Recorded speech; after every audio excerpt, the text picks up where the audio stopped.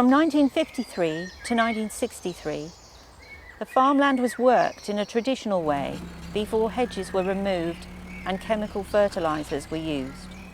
It is the abundance of bird life I remember particularly. The whitethroat with its little throat throbbing when singing. Cirl Buntings were common. Skylarks sang overhead.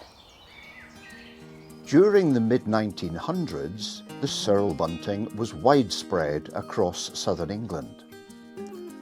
A relative of the yellowhammer, it is a striking bird. Males have distinctive black and yellow facial stripes and chestnut brown on the wings, while females and juveniles are duller and look more similar to yellowhammers. Its small range, together with ground feeding and very particular nesting habits, have exposed this charming little bird to the rapid changes in farming practices, increasing human population and environmental development, and the Cirl Bunting is now a Schedule 1 species with UK Conservation Red status.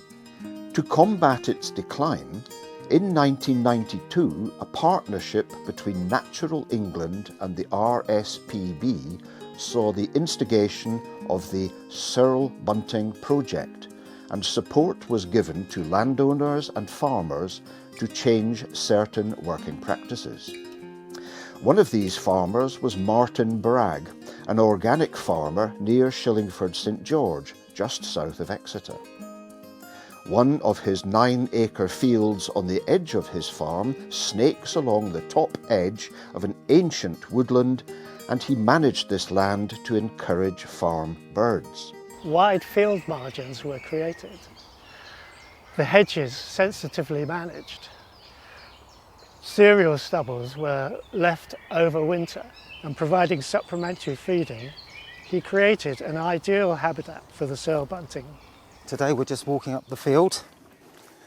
We're going to put this new bird feeder in place. We put the mesh over the top because we do have a problem with larger birds around here. You know, we've got the crows and the pigeons. It's a bird seed that's recommended by the RSPB. Hopefully, once we get established, we'll attract the birds through the summer and again into the winter and help them with their recovery. For many years, Martin continued to follow the Countryside Stewardship Scheme agreement to encourage the resurgence of the Cirl Bunting population.